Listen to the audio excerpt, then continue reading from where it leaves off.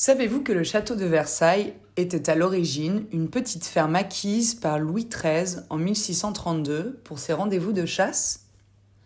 C'est en 1661 seulement que Louis XIV en hérite et a ce projet incroyable de faire construire un palais qui devint l'un des plus prestigieux châteaux de l'histoire.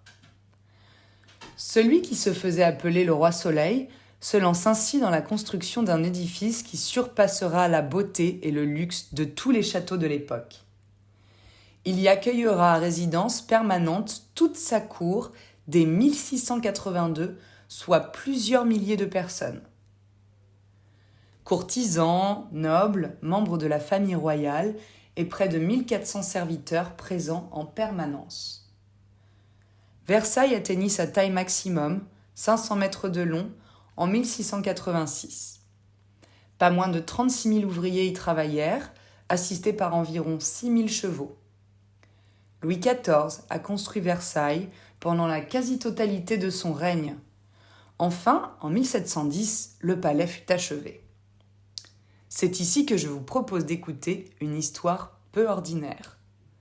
Le 10 août 1901, deux Anglaises voyageant en France vécurent une expérience paranormale dans les jardins du Petit Trianon.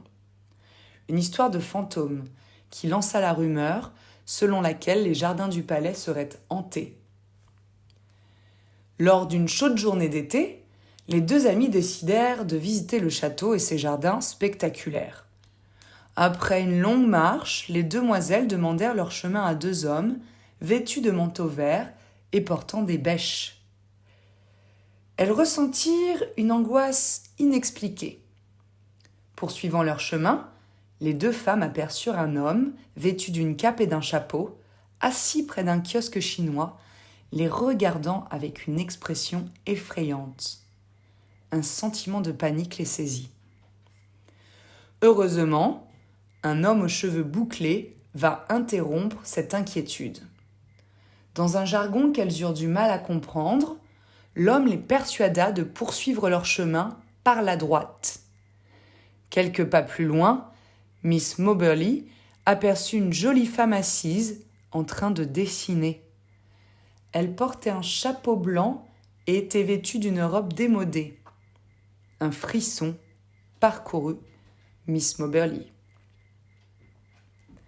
Après leur retour à Paris, les deux amies échangèrent leurs ressentis sur cette journée. « Penses-tu que le Petit Trianon soit hanté ?»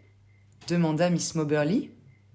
Sans hésitation, Miss Jourdain répondit « oui ».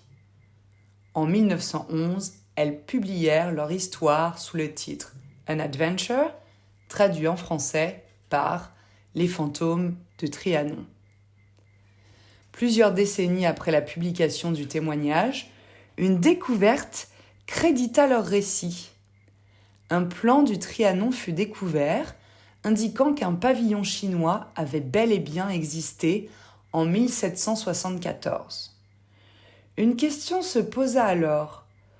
Comment aurait-elle pu connaître cette information insoupçonnée à leur époque? Et si les hommes en verre qu'elles avaient croisés étaient en réalité les fantômes des jardiniers du roi Louis XV?